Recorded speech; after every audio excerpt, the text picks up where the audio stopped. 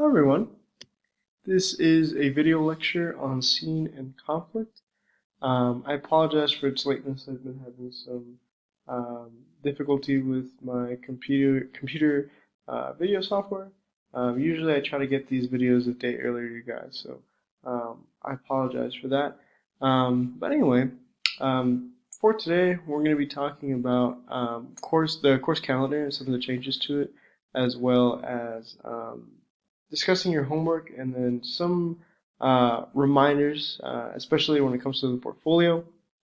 We'll be talking about writing exercise 1, scene and conflict, writing exercise 2, and finally explaining exercise 10, which is a continuation of exercise 9. You're going to be completing your rough draft, posting it on the discussion board, and adding comments to that. So for our changes to the course calendar, our workshop week will be done online. I'm still figuring out the details to this, whether or not we'll be meeting on Zoom during this week, or we will just solely be looking at those comments, and getting feedback from that. I will figure it out. I've never done a workshop online, so this is new to me. And because of that, our last 2 weeks of class may change. I might end our class a little bit early. There's no need to worry. I could keep our final portfolio date the same. If you guys need more time to work on that, that's completely fine. But I'm still working out the details to this. If we don't have a workshop week, we might wrap up class early so you guys have more time to work on those final portfolios. I'm not entirely sure how this is going to look like yet, but I will plan that out.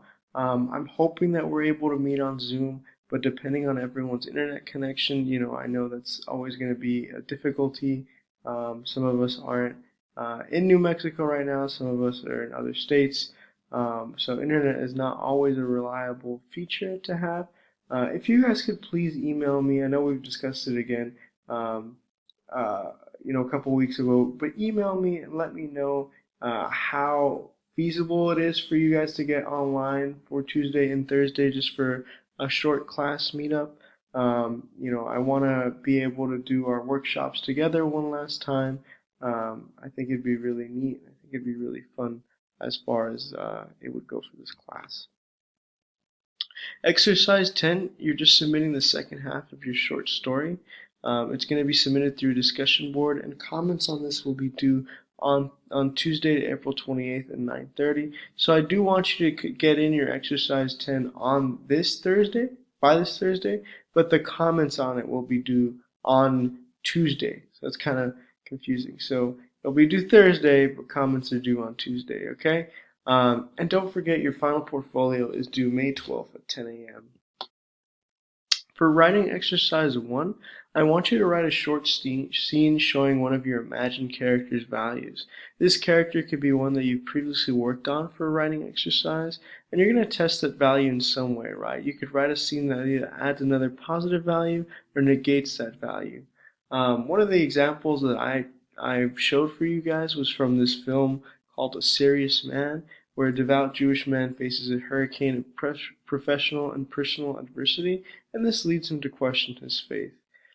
This film is really interesting because it takes sort of a metacritical lens of a view of like existence and storytelling. So as you're watching this, you're sort of questioning the origins of storytelling. Very interesting film that I recommend to you guys.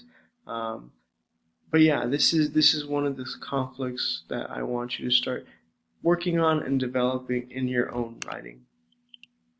As far as scene and conflict go, you don't really need a villain to create conflict, right? Most conflict comes about between two positive values, and these are ones that conflict.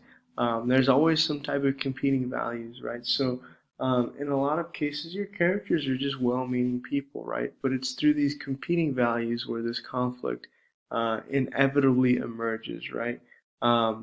So there could be even conflicts within a single value, right? Maybe these characters are looking at love in two completely different ways, and that's why there's this sort of drama that gets enacted.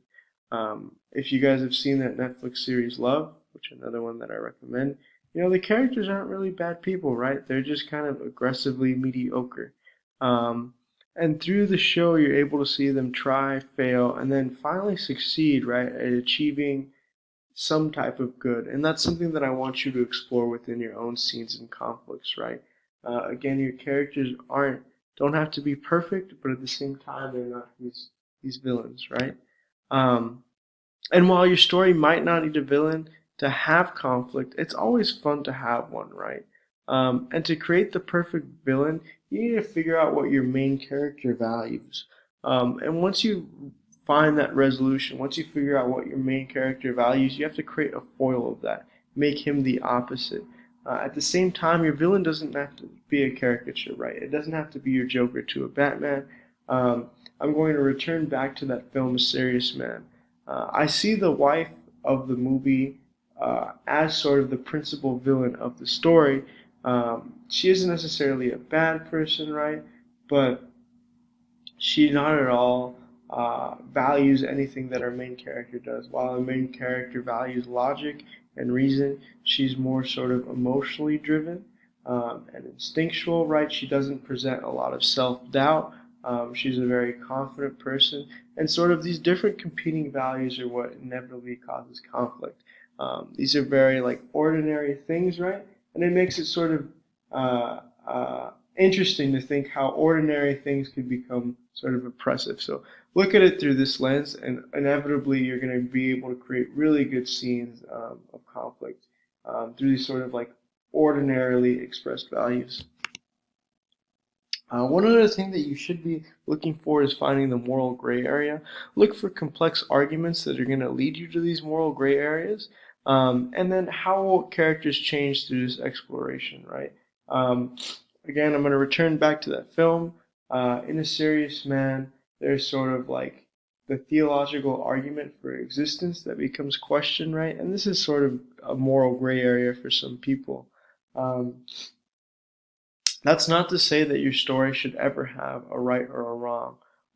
Because I want you guys to write very much the same sort of um, modality or technique of like contemporary American literature, I want your writing to be very metacritical, and I want it to understand that it is a type of storytelling, right? That is inevitably being utilized to form some sort of like cultural perspective or inform like a cultural issue.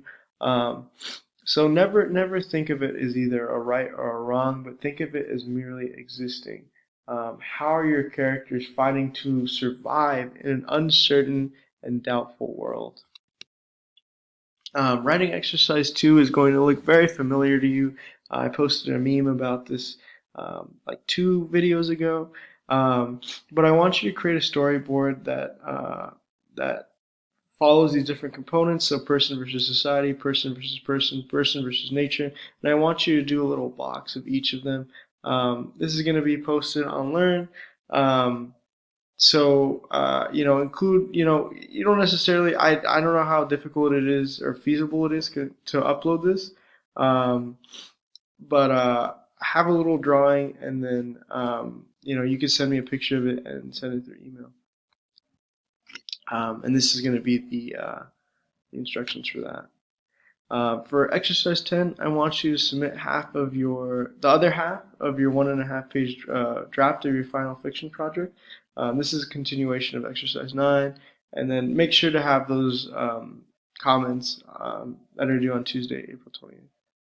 All right, guys, thank you so much. And if you have any questions, please feel free to email me. Thank you.